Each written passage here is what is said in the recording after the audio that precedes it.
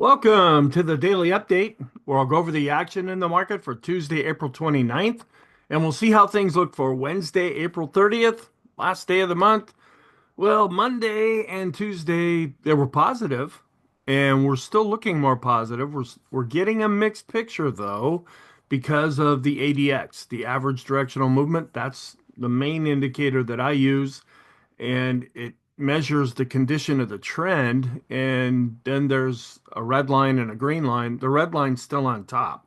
So it has not turned positive yet. It's improving, but in the short and intermediate term, on that chart, we're still looking negative. Now, we're positive in the short term because we are still above the 20 period moving average.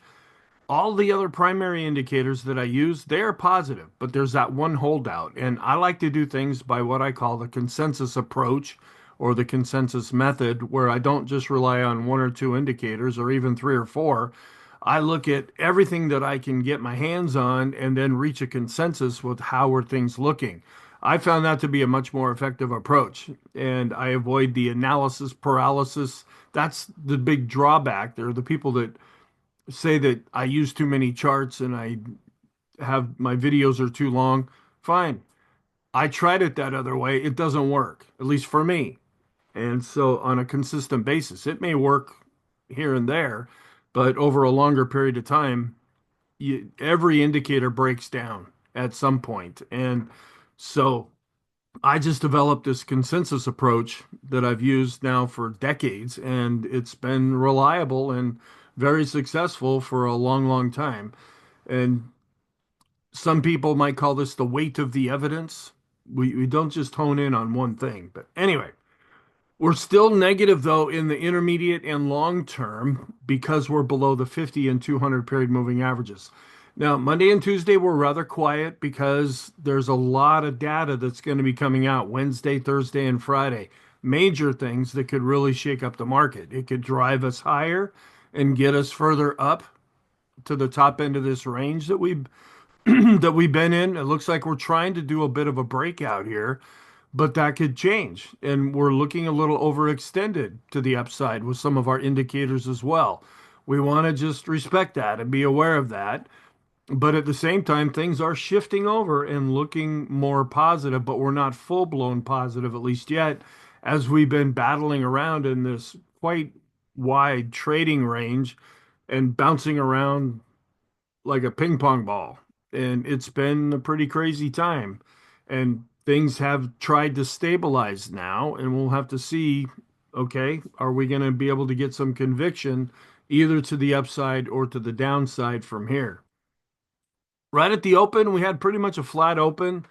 We were negative with the futures, and then they made a comeback as we were getting close to the open in Tuesday's session. And we did have a little bit of a drop right after the open. We came down to the daily pivot at 55.17. That was pretty much the low for the day. And so we're still above that 5,500 level, and that's encouraging. And then we were able to rise up above the unchanged level. And then we chopped sideways, but we held out above the unchanged level and we went up to that 55.50 level. That seems to be a pretty critical point right now. And that's kind of the high end of this range that we've been in because it was right at about 55.50 when things started to fall apart when we were coming down. And then we found support again. We did decline, but we found support at the unchanged level. And then this is later in the day, and this is what I watch, and this is what I think is more important. Usually about lunchtime, 1 o'clock, afternoonish or so, that's when the smart money comes in and decides, okay, we want this market to go up, we want it to go down. We came back down to the unchanged level, and then we went back up to R1. So we did see some later in the day buying, and we got up to 55.65, and then we closed at R1. So now we're a little bit above that 55.50 level. We were up 0.58%. We're still below average with volume. You still have a lot of folks that are apprehensive and not willing to deploy a lot of funds right now until things become a bit more clear. You got a lot of folks that are screaming, we're going to be just going down in the toilet. You've got other people that say the bottom is in and now we're going to go up. I don't do things that way. We just evaluate things day by day by day and say, okay, this is how things are looking today. And then we reevaluate it again the next day and say, okay, it's looking the same way that we had the day before. So we're looking either positive or negative that way. And we are, as I said, positive in the short term. The 50 period moving average is now becoming overhead support, or excuse me, overhead resistance when we're trying to go up. And you'll see that when I show you the charts. Interest rates are doing all right. They're actually kind of helping stocks right now.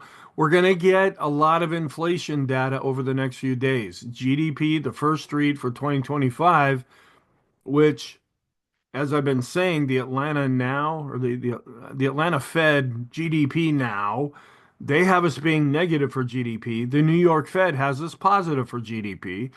So that's why there's a lot of apprehension about this number coming out. And then we're going to get the core PCE. That's a huge inflation number that the Fed really latches onto.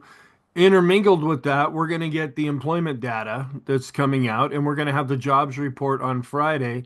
And then in the background, you have all the tariffs and trade wars and trade policy and things that are going on that way. So the market is having to deal with an awful lot of uncertainty right now. And that's why we're seeing a below average volume. When in doubt, sell and just stay on the sidelines until things become a little bit more clear. All right, some comments.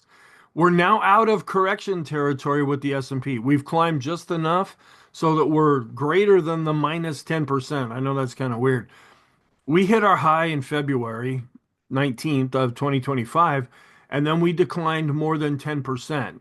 When we're from 0 to 10% down, that's just pullback territory. That's when we're under 10%, and that's where we're at now again. Well, we declined more than 10%. That's when it's called a correction. Well, if we declined over 20%, that's when we go into a bear market. And even on an intraday basis, we got there. But on a closing basis, we didn't. We never went into that 20%. And other indexes did. But the S&P is the benchmark of the US stock market, and it didn't. And so that has kept us out of what could be classified as a bear market. Well, as we're coming back up, we're improving, and now we're less than 10%, not much, but less than 10% away from the all-time high that was set in February. And it was another fairly calm session because we've got major economic reports coming out. I didn't mention earlier, but we've got earnings by big high-flying companies that are going to be coming out. And then Treasury Secretary Bessent, he indicated that the U.S. will be speaking to at least 17 important trade partners over the next few weeks, and probably some, maybe five unimportant ones. Who knows? That figure doesn't include China, and that's what's causing a little bit of apprehension. And there's really no consultations or negotiations with U.S. and China going on, and that's a little bit of unsettling news. But the fact that he came out, he's kind of the go-to guy right now, and he's the Secretary uh, of the Treasury and very respected on Wall Street, very experienced, and the markets they like what he's saying. And so when he spoke, that kind of helped give some support for stocks to go up after that. And President Trump ended up signing an executive order to prevent the cumulative application of overlapping tariffs on certain imported goods, such as automobiles and autos. So that should help a little bit there when multiple tariff programs target the same item. If they only did that with government programs, there's so many overlapping government programs that our taxes go for where they're all trying to do the same thing and there might be 10 different programs, but yet none of them really do it completely. I wish they would do it in that regard as they're trying to do it in this regard, but that's just a personal preference. And we're back under 25 with the VIX. We're at 24.17, but we're still above 20. So the market is still on heightened fear, but the fear is decreasing. And then on the short-term basis, we're seeing our short-term indicators that are suggesting that we're still having good upward momentum. But some of these, I'll point these out when I go through the charts, they're getting kind of extreme. And some of the other studies that we look at are getting a little extreme too. But right now it's the Stochk RSI, the Williams percent R, and those are usually on our list when we're going up. They're also on our list when we're going down. These are short term and they just show that there's some conviction either to the upside or the downside. The CCI 14, the 20 is still not there yet. The stochastics, and there's three different time frames of stochastics that I showed there. The rate of change going back 5 periods, and then the boom indicator. We're still far away from that 20 period moving average. Intermediate term, we now have a new addition, the TTM squeeze. That's getting a little extreme as the CMB composite continues to be so. And now we have both the S&P and NYSE McClellan oscillator. They're starting to get extreme. And this is more the McClellan oscillators, they're short to intermediate term, where the summation index, that's intermediate to somewhat long term, is how I look at that. And those two indicators feed into each other. Actually, the McClellan oscillator feeds in to the summation index. PMO studies, the bullish percent index for the NASDAQ 100, and then our advanced decline ratio. It's actually coming down. This one should not be on the list. I should have taken that one off. No real change to the overall scenario that's been coming out of the Fed. They're a little bit concerned about the economy weakening and inflation strengthening. The dollar was up, but we're still below 100, and interest rates are coming down. And this is helping stocks right now. And the bond market seems more stable than it was a few weeks back. We were at 4.22%. Now, after Tuesday, we are at 4.17% with the 10-year yield. And we ticked up a little bit. We still got a lot of folks that are apprehensive about this. We're negative at 38, but we are improving, and we're above that 25 level. We're still inverted with the 10-year to the 3 month. Now the 10 to the 2 year is fine. But it's steepening. Where this the particular yield curve is still inverted. That's when we kind of put on our radar to see, okay, let's start watching for signs of a potential recession once it goes back to being regular again. And this is the holdout right now. We're still negative with our trend. The ADX still has the red line above the green line. And with the up day, our bias is positive. I'm still keeping it mixed to positive until we see some more conviction going on. I'm kind of keeping that mixed picture in the background. Okay, we did get a lot of reports. I'm just going to go through the numbers here. I don't have charts for these. The advanced international trading goods, not really impacting the market mood all that much, but it's still good to know these things anyway. It was actually down more. It was a minus 162 billion. Last time it was 147.8 billion. Retail inventories were down where the last time they were up 0.1%. Wholesale inventories, the same as last time, up 0.5%.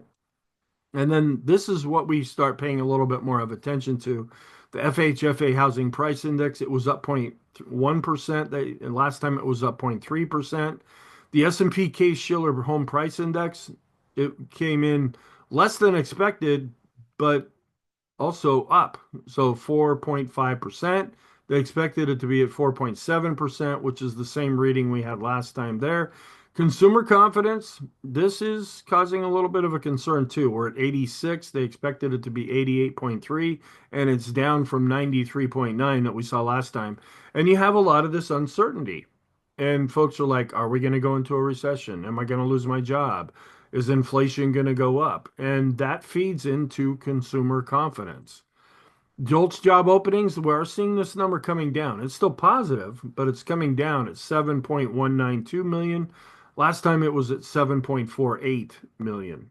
Okay, so here's a chart looking at the FHFA housing prices where they just continue to go up. And this is preventing a lot of people from getting into the market because housing prices are going up so much, it prices them out of the market. And then the Case-Shiller, this is actually coming back up a little bit here after it had been declining. So we are seeing a tick up in housing prices this way. Consumer confidence, we break this out into three categories. The blue line is total, and that's going down. And then how the purple line, that's how people are feeling right now, and they're a little apprehensive about what's going on. They're a little bit more apprehensive here when they look at expectations. That's looking out into the future. And that's, kind of to be expected for right now, but still, you want this number to be going up if people are feeling better about things. And then the job openings, this is declining. It's still positive, but it is coming down from the really high numbers that we had seen previously. All right, then every week we look at the overbought, oversold composite. This is a longer term chart where I have a lot of daily charts that goes through this. We hit a low in the 7.71 range. That's when we were really going down. We're bouncing up and improving. We're at 38.76 now. So it is turning better. It won't officially be positive until we cross back above 50. And then looking at the valuations right now, we still have the US, and this is based pretty much around the S&P. It was at 20 over the weekend, the forward-looking PE ratio. Well, since the S&P's gone up a little bit, that's caused the PE ratio to go up a little bit to 20.1, and that just compares it with valuations in the rest of the world. Systematic equity positioning. This is where you use a system. You don't really deviate from that. You have an approach that's all planned out, and no matter what's happening with the market, you just do what you're going to do. Well, that really got hit down here, but it's starting to show a little bit of a bounce up here, and so folks are a little more positive about that. Then looking at the 10 largest companies, there's the share of the S&P 500 total. This is looking at, I have to move this bar around here. This is their market cap, where you still have 36% that's feeding into the S&P 500. That's why we watch those really big stocks like we do, where earnings account for about 29% of the overall S&P 500. And this is kind of something we already knew. This is talking about the trading range right now, where I have us around 5,500 here. They have it going all the way up to 5,800. I'm not sure why they would necessarily draw a line here. I don't see any real tops or bottoms in this area other than this bottom. I would push it down a little bit, but again, we need to see this come back above this 5,500 level, which we are at right now, and then continue to go up. And bond fund flows, this just shows over the last period of time, where are people focusing on more with they're putting their money into bonds, and we see a lot more coming into the short term and a little bit less in the intermediate term. So they're doing actually taking money out of the long term as well, because so they're seeing more shorter term changes as things are more uncertain right now. And then interest is in the Great Recession is spiking. Okay. Global search interest for global financial crisis and Great Recession. This goes back to 2010, and they track Google searches here. A lot of people are starting to look this up again to try to figure out what it means. Of course, I always remember back in what was it, 2015? I think that's when Brexit happened. The day after they voted to get out of the EU, there were hundreds of millions of searches for what is the EU in Britain, not around the world. These were searches in Britain. They voted to go out of it. And then after they voted to be out of it, they went to try to figure out what they just got out of. So not just Americans do those things. There's people all over that do those things too. All right, then the business optimism, it's really coming down here. You've got a lot of uncertainty out there right now. Change produces short-term uncertainty. And if these things work, we're going to see a real shift in the US economy. If it doesn't work, we're going to see a shift in the US economy, but it's probably going to go in a more negative direction. But in the meantime, people are just feeling, they're resistant to change. And there's a lot of changes that are taking place. And they're concerned about their jobs, they're concerned about inflation, they're concerned about paying their bills. And so people are under more stress right now, and it's being reflected in this survey here. And then I looked at this and I'm like, okay, the spread between soft data and hard data, well, what does that mean? Basically, soft data, which is the red line, that's how people, I'm sorry, that's the blue line here. That's how people are feeling. That's emotions. And emotions are all over the place. You can feel good one day, bad the next day. That's seeing a real decline. But the hard data that we're seeing, the red line here, that's actually improving. So people might be feeling worse about things, but the economic data shows us holding up fairly well.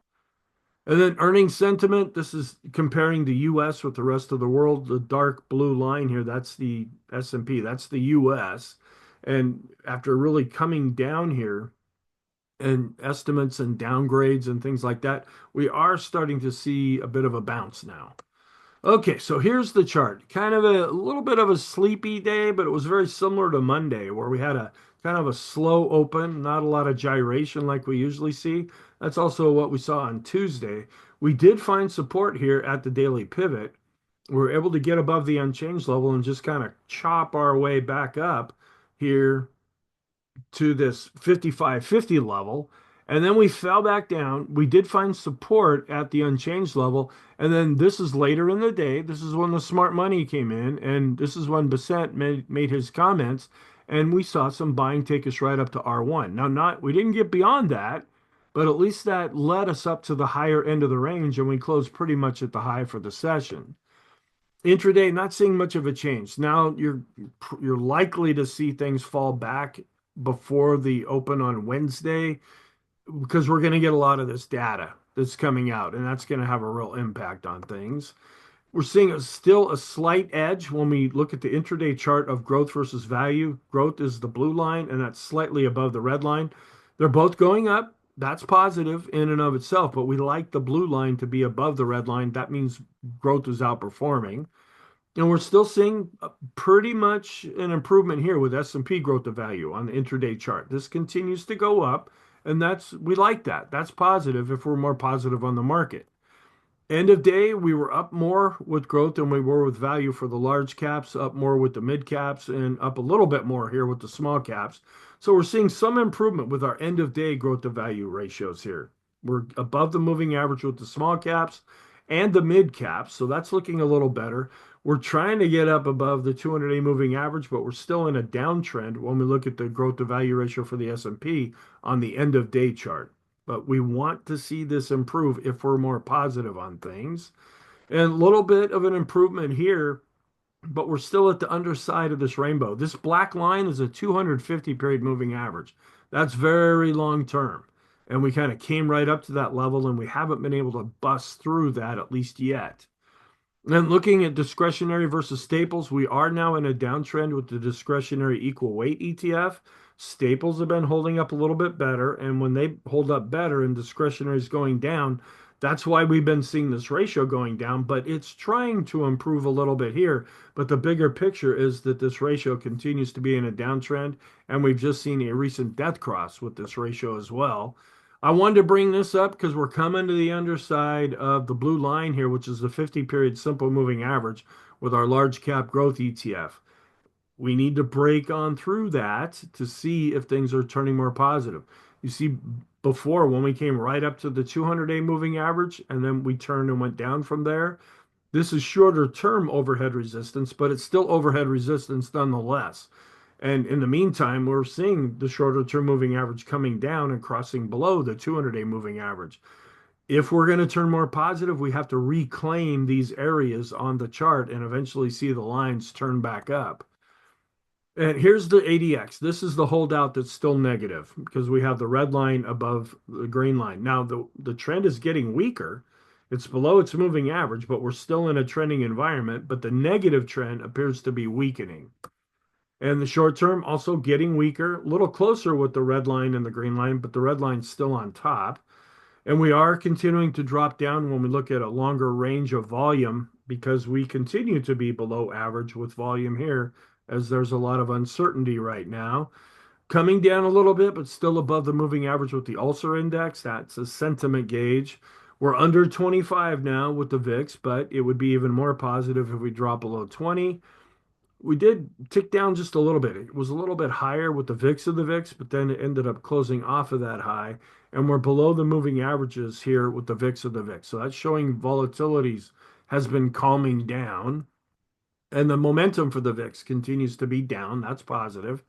We we're down just a little bit here. Not much of a change here with this fear gauge. And we were down a little bit here with this other fear gauge, but not an awful lot of conviction ahead of this, all these reports and earnings reports coming out. We're trying to see a little bit of an improvement with the risk on to risk off ratio, but it did decline slightly on Tuesday.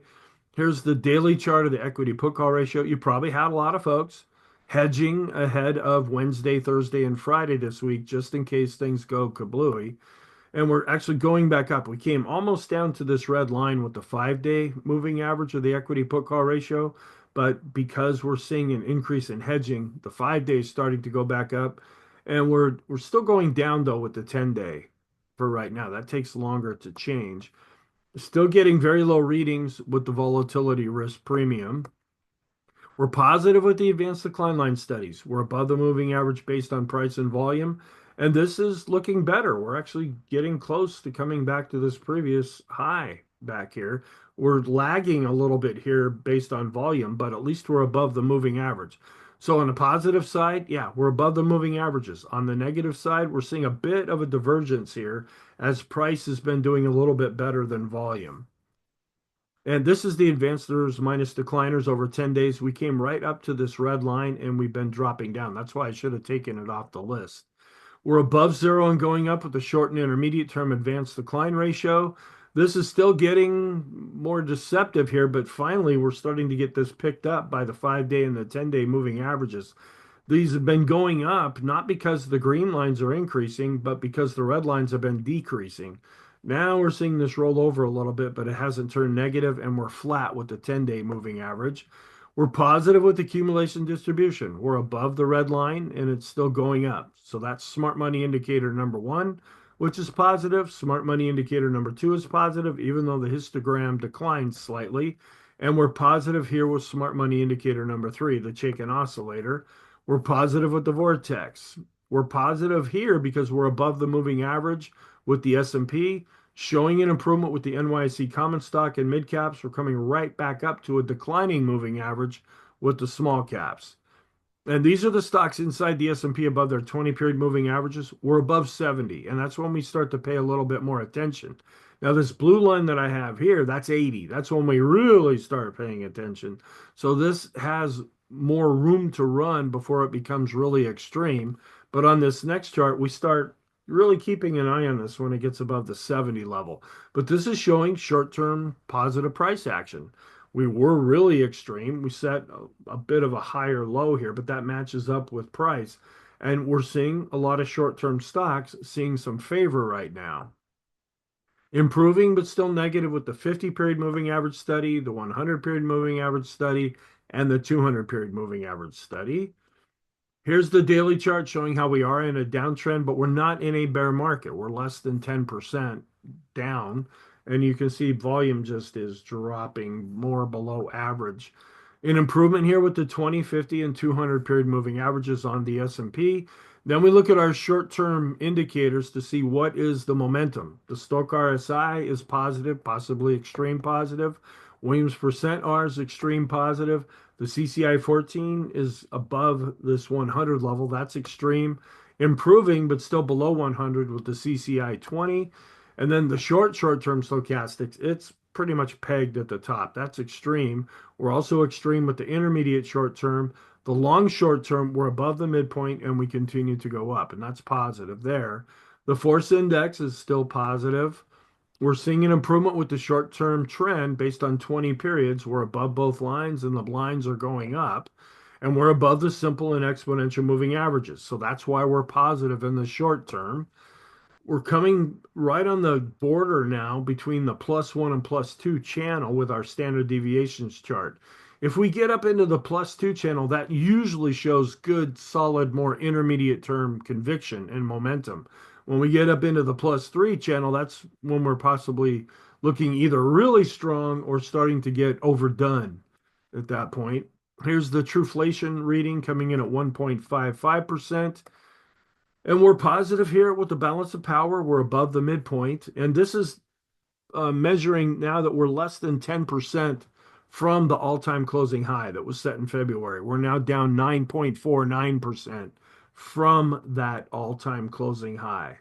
So that's why we're in pullback territory now instead of correction territory. And this, I haven't shown this in a while. This just shows that we're still 3.23% below the 200-day simple moving average.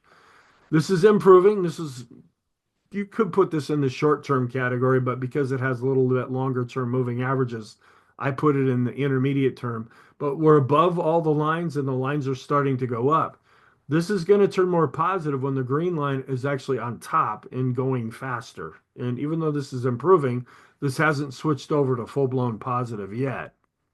We're still looking extreme, but positive here with the CMB composite. We're above the black line.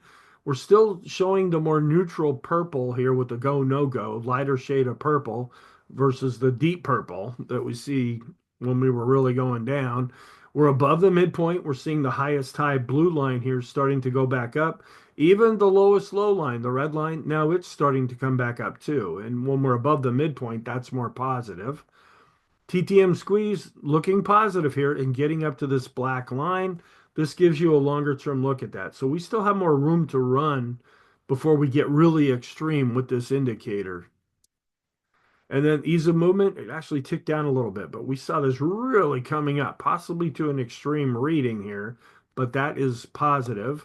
And the Arun, just it's on vacation right now. It's just kind of flatlining below zero, so it's still negative. And then the S&P McClellan oscillator, we're getting above the 60 level. Doesn't mean we have to stop here. It just means we pay more attention to this when it starts to give us really high readings. And anytime the McClellan oscillator is above zero, the summation index goes up. And so we're going up based on price. We're also going up based on volume. And then the NYSE McClellan oscillator also above this 80 level. And I put little bigger numbers on here because it's a broader market measure. That's showing good momentum, but possibly looking a little overdone to the upside based on this. But we're still going up with the summation index based on price and volume for the NYSE. The Swindle Trading Oscillator still going up based on price, actually showing a little bit more enthusiasm based on volume and getting a little close to this red line. Doesn't mean we have to stop, but usually when we get to this red line, that can point to some kind of exhaustion. We are positive now and no longer extreme with the PMO, and we're going up based on price and volume. We're extreme with the PMOs that are rising. We're above this green line here, still going up with the buy signals and going up with the PMOs that are above zero. We're positive with the Elder's Impulse system for the S&P, and we're positive with the parabolic SAR. We're improving, but still negative in the intermediate term with the 50-period moving average study. And you can see we came right up to the 50-period exponential moving average. A lot of folks don't use exponential moving averages. Most people would use the simple moving average, which is the red line. But this was pretty much where we topped out. And so this is now acting as overhead resistance. Then looking at all the moving averages, we're above the 20s, but still below the 50s, with the 50-period exponential acting as overhead resistance. And we're still far away above the 20-period moving average as measured by the boom indicator. We're improving with the 50, and we're not extreme there. We're just trying to get back above zero, and we're still below zero, but improving with the 200-period moving average steady. We're positive with our momentum oscillators. Slope, we're crossing above the midpoint, and we're above the moving average. So short-term positive is we're short-term positive in the short term. Okay, let me try that. The short-term momentum is positive. How's that? Short to intermediate term, MACD, that is positive, but still has a ways to go just to get back up to the midpoint. So across the board, short, intermediate, and long term, we're a positive on a momentum basis. And also positive here with the Copic curve momentum oscillator. The Sean trend meter continues to improve. We're above 50 with the ultimate oscillator, and we're looking positive even though we ticked down slightly with the money flow. We're above the moving average with on balance volume. We're above 50 with the RSI 14 and 9. The bullish percent index continues to look good here. And we saw this strength developing even before we really saw it developing at the index level based on price. So this is still encouraging that this is going up. And we're coming right up to the midpoint now with the NYSE bullish percent index. And we're a little bit extreme and ticking down a little bit here with the bullish percent index for the NASDAQ 100. Mass index, we're dropping below the red dashed line. This is trying to signal that a reversal will happen. We kind of have to treat this as negative because what triggered these signals, the signals that we're seeing now, is that we were going up. And so does that mean that we could possibly be near a top and get ready to go down? We get a lot of erroneous signals with this chart, but we also get some legitimate ones too. We're here, we're still working off of a buy signal with the Pring bottom fissure. So that's positive. And we're coming right up here to the underside of the pivot point here. This is 55.75. We're at 55.60 right now. If we could get back above this pivot point, that would really help things turn more positive longer term. Then we're looking better here with our trend, other ways that we measure the trend here with the Heiken Ashi, that's positive. We're positive with the Kegi chart since we're black here. We're positive. We have another block drawn in with the Renko chart, and we're positive with the three-line break. So we're seeing improvements at the trending level of things currently. Long term, we are improving with the 150 and 200 period moving average steady. And we're positive in the short term. We're still negative in the intermediate term across all time frames, and we're still negative in the long term with the Nasdaq 100, which is strange. I wonder if that's erroneous here, but it's not a surprise that we're negative with the mid caps and the small caps. Bonds have now also switched over to positive in the intermediate term. They were just positive in the short term. Commodities are now negative across all time frames, as is the dollar. And we saw all the sectors going up except for energy, which energy is quite often more defensive. And we've seen oil going down now, where the financials led the way higher. That's good. We like that. One thing we don't like as much is that the staples were in second place. Materials, that's more cyclical. Real estate is seeing a bit of a bounce as interest rates are coming down.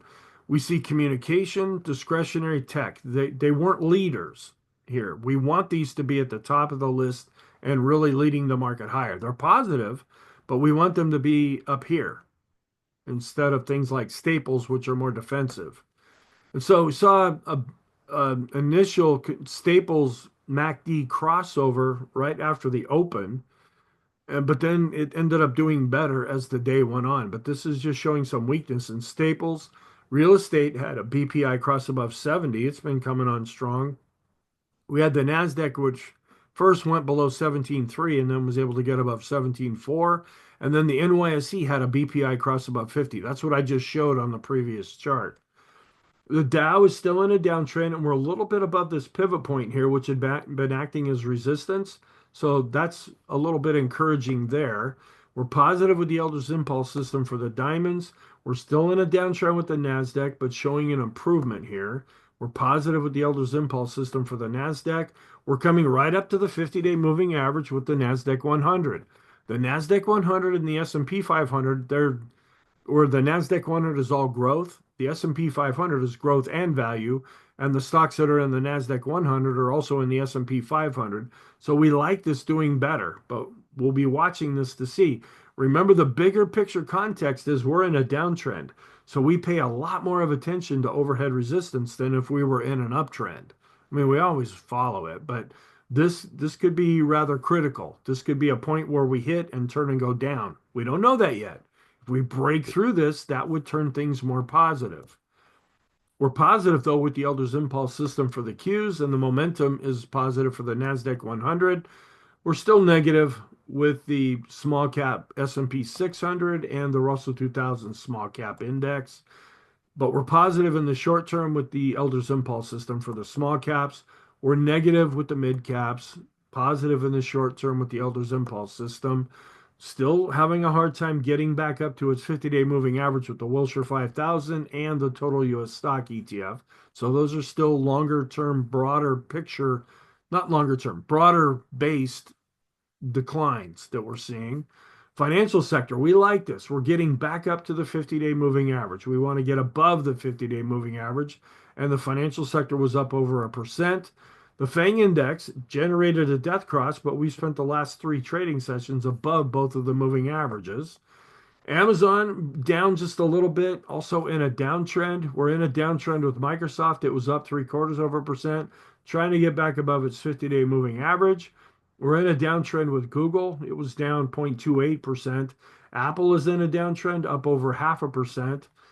Nvidia downtrend, up 0.27%. You see, these are small little moves for these big stocks. Tesla trying to deal with its 200-day moving average. It was up a little more than 2%. Meta trying to come back up to its 200-day moving average. It was up 0.85%.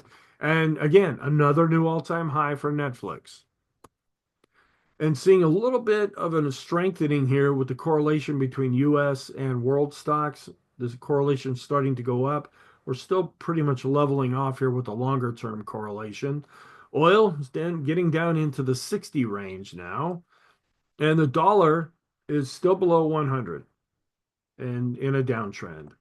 And then we're going down, we're dropping below the 200-day moving average with the 10-year yield. And stocks like that. When interest rates are going down, we're going up with the 10-year based on price. We're still inverted here with the 10-year to the 3-month yield curve. It's even more inverted as we've gone over the last couple of days. We are still looking okay, but we would like to see this do better with our growth to value ratios. The Qs to S&P, discretionary to S&P, and large cap growth to large cap value. We're above the moving average with the large caps, mid caps, and small caps. But we don't want to see these things coming down. We want to see the moving averages going up. So what's our outlook? We're still the same here. We're positive in the short term. We're negative in the intermediate and long term. We're going to be having earnings reports coming out from Microsoft, Meta, Apple, and Amazon. We're going to get the MBA Mortgage Applications Index. We get that every week, and we just use that mainly for information. A big one could be the ADP employment change, because now we're going to start getting some jobs numbers. And the Employment Cost Index, sometimes that can be influential. GDP, this is going to be the first look at the first quarter of 2025, where we have Atlanta saying it's going to be negative and New York saying it's going to be positive. And then this is another big one, the core PCE. That's a big inflation report there. And the Chicago PMI will be coming out as well as pending home sales. And then all this stuff. And there's some escalation of hostility between India and Pakistan. Let's hope that gets dealt with. But you still have Russia, Ukraine, you've got Israel, and then all this stuff going on with the trade wars and the tariffs and all of it. There's just lots to try to keep up with these days. Here's a look at the calendar. And then Thursday, we're going to get initial jobless claims and ISM. That's another big report. And we're going to get the employment report on Friday. Here's a look at what the previous readings were based on what's coming out on Wednesday and then what the forecasts are. Seasonality, though, is negative for April 30th. Now, this is looked at a little bit different. This goes back the last 22 years, and the last day of April has been quite negative. But when you look at it here during a post-election year, the green dashed line, it has us going up. So again, you could take the same numbers, look at them a little different way, and come up with either a positive or negative result. And then this is a newer chart here because we're coming up to May, where it's the fourth best month of the year with an average return of 1.6%. It's been up 12 out of the last 18 times and down 6 out of the last 18 times. So they have this saying, sell in May and go away. Well, this kind of goes against that. And of course, we've been deviating from seasonality in 2025 because of all these extra things that are going on that the market's having to deal with. So the warning signs, we're still negative with our long-term growth to value ratio for the S&P, and discretionary to staples is also negative. The moving average studies. Now the short-term 20 period one, that's looking extreme positive, maybe a little too positive. But the 50, 100, and 200, those are still below 50. And our long-term special K chart is still negative there. Positive, we still have our 3 smart money indicators that are positive, as are the S&P and NYSE McClellan oscillators, which might be getting a little extreme, but the summation indexes are positive, and the bullish percent indexes are positive, and that's been the last week or so. That's been one of the stronger areas that we see coming into the market. And the swing trading oscillators, well as the parabolic SAR, momentum is positive. The ease of movement, money flow, and ultimate oscillator are positive. The vortex is positive. The financial sector is positive, and the momentum for the Nasdaq 100 is positive. And then is this mass index? Is that going to be negative? We don't know, because we also have a Pring bottom Fisher buy signal. Now that's been generated a few days ago, but it's still in force for right now. So our conclusion, no real changes here. Negative in the intermediate and long term, positive in the short term, improving, trying to break above this recent range that we're in. We are improving in the intermediate term, but we're still below the 50-day moving average. Improving a little bit in the long term, but we're still below the 200-day simple moving average there. Thank you. I really hope you found this helpful. Have a really good day, and I will talk to you in the next video.